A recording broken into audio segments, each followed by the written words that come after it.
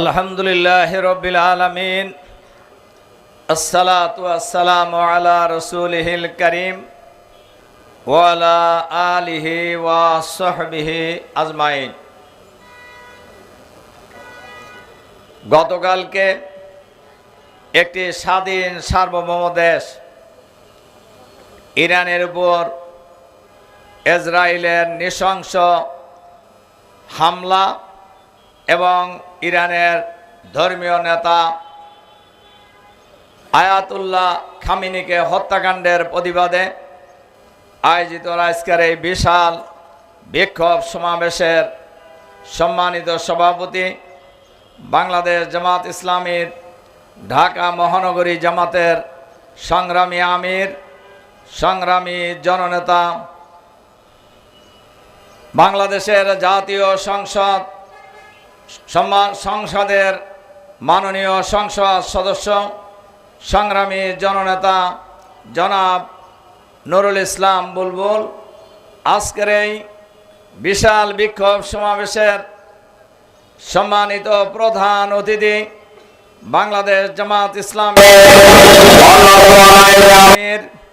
মজলুম জননেতা, বাংলাদেশের জাতীয় সংসদের সম্মানিত সদস্য, সংগ্রামী জননেতা জনাব এটিএম আজহারুল ইসলাম, কেন্দ্রীয় মহানগরীর নেতৃবৃন্দ, সাংবাদিক বন্ধুগণ, সংগ্রামী বিক্ষুব্ধ ভাই ও বন্ধুগণ, আসসালামু আলাইকুম রহমতুল্লাহি ওয়া বারাকাতুহু। সংগ্রামী ভাই এবং বন্ধুগণ, আমরা সবাই জানি গতকাল যে নৃশংস হামলা এবং হত্যাকাণ্ড সংঘটিত করা হয়েছে, এইটা আসলে এই হত্যাকাণ্ডের সাথে শুধু ইসরায়েল জড়িত এ কথা বলার কোনো সুযোগ নাই। ইসরায়েলকে ইউজ করা হয়েছে, কিন্তু এর সাথে সবচেয়ে বড় পরাশক্তি জড়িত। সংগ্রামী ভাই এবং বন্ধুগণ,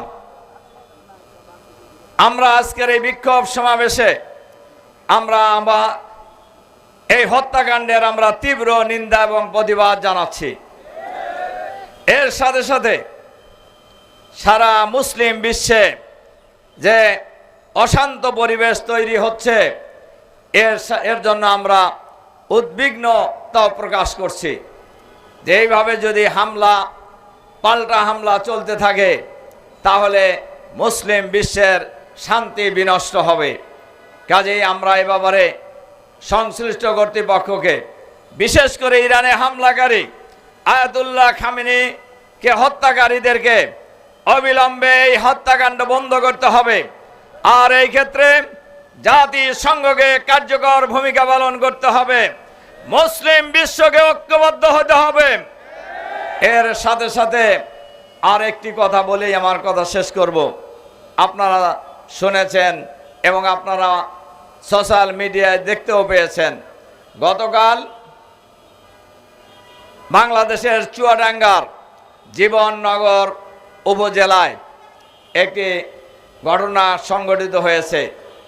দুই ভাই বাজার করতে এসেছিলেন। এটাও আপনারা জানেন, চুয়াডাঙ্গা জেলায় দুইটি নির্বাচনী এলাকা, অর্থাৎ দুইজন সংসদ সদস্য। এই দুইজন সংসদ সদস্যই জামাত থেকে নির্বাচিত হয়েছেন। এ কারণেই কারোর গায়ে আগুন ধরে গেছে, গোটা বাংলাদেশ নিয়ে গেছে, তাতেও তাদের তৃপ্তি হয় নাই। তারা সব নিয়ে নিলে পারলে তাও তৃপ্তি হতো কেন আমরা জানি না। অন্যের জিনিস খাইতে যারা মজা পায় তাদের কোনোদিন পৃথিবীতে তৃপ্তি হয় না। সেখানে দুইজন ভাই, আপন দুই ভাই, তারা বাজার করার জন্য গ্রাম থেকে শহরে এসেছিলেন। তাদের উপর আকস্মিকভাবে রামদা দাউকুরল নিয়ে হামলা করে তাদেরকে নৃশংসভাবে আহত করা হয়। তাদেরকে গত রাত্রে যখন ঢাকায় আনা হচ্ছিল, প্রতিমধ্যেই এক ভাই হাফিজুর রহমান নামে তিনি শাহাদাত বরণ করেন।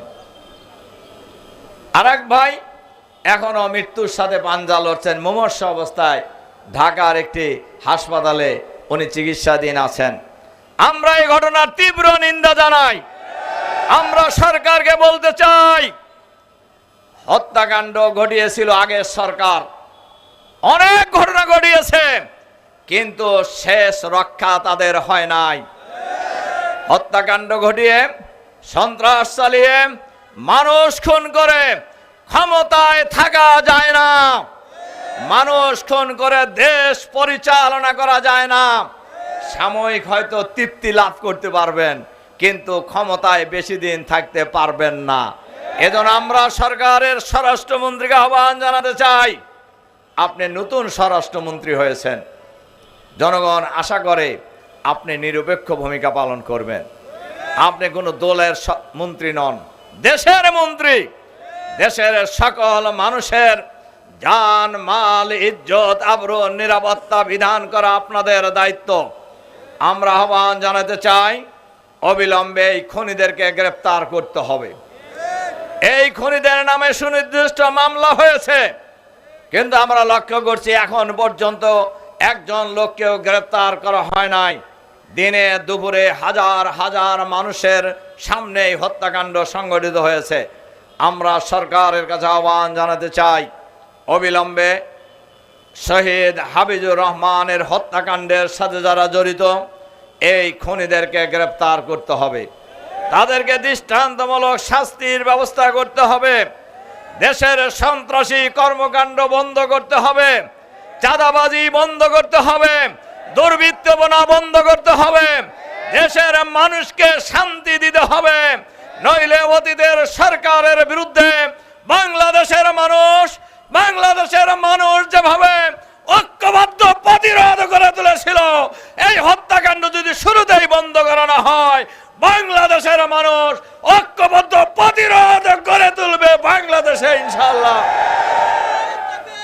সংগ্রামী ভাই এবং বন্ধুগণ, এজন্য আমি আবারও সরকারের কাছে আহ্বান জানাতে চাই, অবিলম্বে সন্ত্রাসী কর্মকাণ্ডের সাথে যারা জড়িত তাদেরকে আপনারা চিহ্নিত করুন, গ্রেফতার করুন, বিচারের আওতায় নিয়ে এসেন। বাংলাদেশকে একটি শান্তির বাংলাদেশ হিসাবে প্রতিষ্ঠা করার চেষ্টা করুন। আমরা আপনাদেরকে সহযোগিতা করব। কিন্তু যদি এর ব্যত্যয় হয়, সব কিছুই যদি দলীয় দৃষ্টিভঙ্গিতে বিবেচনা করেন, আমরাও সিদ্ধান্ত নিয়েছি, আমরা পার্লামেন্টে এবং রাজপথে উভয় জায়গায় আমরা সকল অপকর্মের বিরুদ্ধে আমরা লড়াই চালিয়ে যাব ইনশাআল্লাহ। কাজেই হত্যাকাণ্ড ঘটিয়ে আমাদেরকে ভয় দেখানোর কিছু নাই, এটা আপনাদেরকে ভালো করে জানা থাকার কথা। কারণ আপনারা একসাথে মেলা দিন আন্দোলন করছি, আপনারাও কি জিনিস তাও আমরা জানি, আমরা কি জিনিস তাও আপনারা জানেন। কাজেই আমরা বলবো, এই সমস্ত হত্যাকাণ্ড, সন্ত্রাসী কর্মকাণ্ড আল্লাহর হস্তে বন্ধ করুন। এই আহ্বান জানিয়ে আবারও খুনিদের গ্রেফতারের আহ্বান জানিয়ে আমার বক্তব্য এখানে শেষ করছি। আল্লাহ হাফেজ। বাংলাদেশ জিন্দাবাদ, বাংলাদেশ জামাত ইসলামী জিন্দাবাদ।